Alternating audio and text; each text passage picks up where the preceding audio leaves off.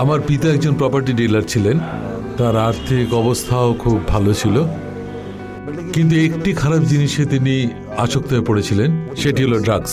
তিনি ড্রাগসে এতটাই আসক্ত হয়ে পড়েছিলেন যে সবকিছুই তার থেকে দূরে সরে যাচ্ছিল। তিনি ব্যবসাতেও মনোযোগী ছিলেন না, সংসারেও অমনোযোগী হয়ে পড়ছিলেন। যখন আমার জ্ঞান হলো 4-5 বছর বয়সে, আমি রোজ সকালে দেখতাম বাবা উঠে মায়ের কাছে টাকা চাইতেন, আর মা কোথা থেকেও টাকা জোগাড় করতেন। কখনো নিজের জুয়েলারি বন্ধক রেখে তিনি দিতেন, কখনো আমাদের সম্পত্তি বিক্রি করে টাকা দিতেন। একদিনের ঘটনা আমার খুব ভালো মনে আছে। আমার বাবা মায়ের কাছে টাকা চাইছিলেন, আর আমার মা বললেন যে আমার কাছে কোনো টাকা নেই। আমার বাবা ঘরে গিয়ে বলেছিলেন যে তিনি আত্মহত্যা করবেন। তিনি ঘরের ভেতরে ছিলেন, আর আমি জানলার বাইরে থেকে আমি চিৎকার করছিলাম, যে বাবাকে বলছিলাম যে বাবা এসব করো না, এমনটা করো না। আর আমি দেখছিলাম যে আমার চোখের সামনে পাখার সঙ্গে ফাঁস লাগাচ্ছে। আমি বাবাকে বললাম, বাবা কেন এমন করছো? আর বাবা আমাকে জবাব দিয়েছিলেন যে নেশার যে কষ্ট আছে না, সেটা আমি সহ্য করতে পারছি না, তাই আমি মরে যাব। হঠাৎই আমার মনে হলো যে হ্যাঁ, একটা উপায় আছে। আমার কাছে কিছু জমানো পয়সা আছে, আমার পিগি ব্যাংক আছে, সেখানে কিছু টাকা রেখেছিলাম। আমি তখনই দৌড়ে গেলাম আর পিগি ব্যাংকটাকে নিয়ে বাবার কাছে এলাম। এটা আমার জমানো পয়সা, এটা নাও, তুমি আত্মহত্যা করো না, এখন এটা নিয়ে নাও। বাবার আমি খুব কেঁদেছিলাম। তারপর বাবা একটা ডিসিশন নিলেন। তিনি ভাবলেন যে যেভাবেই হোক তাকে ড্রাগস থেকে বেরোতে হবে। তারপর তাকে একটি রিহ্যাবিলিটেশন সেন্টারে নিয়ে যাওয়া হয়েছিল। সেটা একটা খ্রিস্টান অর্গানাইজেশন। যখন তিনি ট্রিটমেন্ট নেওয়ার জন্য সেখানে গেলেন, তখন আমি তার কিছু বেঁচে যাওয়া ড্রাগস খুঁজে পেয়েছিলাম। আমি ড্রাগসগুলো ইউজ করেছিলাম, আমার খুব ভালো লেগেছিল। একদিকে আমার বাবা ঠিক হচ্ছিলেন, নিজের জীবনকে ডেডিকেট করেছিলেন পরমেশ্বরকে, প্রভুকে, যে এখন থেকে তিনি ড্রাগস নেবেন না, ভুল কাজ আর করবেন না, বরং অন্যদের ড্রাগসের নেশা থেকে বেরিয়ে আসতে সাহায্য করবেন। আর অন্যদিকে তার নিজের ছেলে, আমি ড্রাগস ব্যবহার করতে শুরু করে দিয়েছিলাম।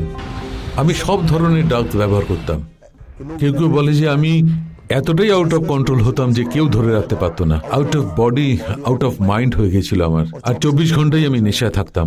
আমি সব সময় একটা নতুন নেশা ট্রাই করতাম।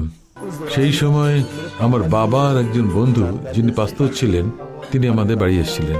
তিনি আমাকে গির্জা আসার জন্য আমন্ত্রণ জানিয়েছিলেন। আমি ওনার কথা মতো ওখানে যেতাম, কিন্তু আমি করতাম কি, মাকে চার্চে বসিয়ে রেখে আমি বাইরে ঘুরে বেড়াতাম। তারপর পাস্টর আমাকে বলল যে তুমি গির্জায় এসে বসো। আমি বসতে শুরু করলাম। যখন আমি গির্জায় বসে প্রভুর কথা শুনলাম, তখন আমার রিয়েলাইজেশন হলো যে কি করছি আমার জীবনের সাথে। আমার একটা ছোট ভাই আছে। আমি ক্লাস 9-এ পড়া ছেড়েছিলাম, ও ক্লাস 3-তেই পড়া ছেড়ে দিল আমাকে দেখে। তখন আমি সিদ্ধান্ত নিলাম যে আমি আজ থেকে প্রভুর দেখানো পথ অনুসরণ করে চলব। গির্জা থেকে বাড়িতে এসেই আমি বাবাকে বলেছিলাম যে আমি বেশ কিছুদিন ধরে ড্রাগ অ্যাডিক্টেড, আমি এখান থেকে বেরিয়ে আসতে চাই। তখন বাবা আমাকে সাজেস্ট করলো রিহ্যাব সেন্টারে যাওয়ার জন্য। রিহ্যাবিলিটেশন সেন্টার এজি চার্চে ছিল। আমি সেখানে 6 মাস ছিলাম। সেখানে আমি পরমেশ্বরের কথা শুনেছিলাম এবং আমি ওখানে প্রভুর উপস্থিতি অনুভব করেছিলাম, আর ওনার কাছে আমি প্রার্থনা করেছিলাম। এবং সেই দিন থেকে আমি সিদ্ধান্ত নিয়েছিলাম যে আমি ঈশ্বরের সেবা করব। কেবলমাত্র আমি অভাবগ্রস্ত মানুষদের সেবা করব, সেই মতো জীবন কাটানোর জন্য আমি দৃঢ় প্রতিজ্ঞ ছিলাম, প্রতিজ্ঞাও করেছিলাম। তারপরে আমি বিভিন্ন রিহ্যাবিলিটেশন সেন্টারে গিয়ে অন্যদের কাউন্সেলিংও দিতে শুরু করলাম। কিছু রেপুটেড রিহ্যাবিলিটেশন সেন্টারেও কাউন্সেলিং শুরু করলাম। একজন সাধারণ মানুষের জীবনকে যদি 4 ভাগে ভাগ করে দেওয়া হয়, তাহলে একটি ভাগে তার পরিবারের সদস্যরা থাকে, একটি ভাগ তার নিজের জন্য, কারণ সে নিজেকেও ভালোবাসে, একটি ভাগে সমাজের জন্য বা আত্মীয়দের ভালোবাসা থাকে, এবং একটি ভাগ থাকে যেখানে ঈশ্বর থাকে। ড্রাগ অ্যাডিক্টরা ওই পবিত্র স্থানে নেশাকে রাখে যেখানে ঈশ্বরকে রাখা উচিত। যদি আমরা তাদের হৃদয় পরমেশ্বরের বাক্য দিয়ে পূর্ণ করি, তাহলে তারা ড্রাগসের দিকে ফিরেও যাবে না। নেশার পরিবর্তে তাদের যদি প্রেম দেয়া হয়, সেই প্রেম যা পরমেশ্বর আমাদের দিয়েছেন, তাহলে আর কেউ নেশা করবে না।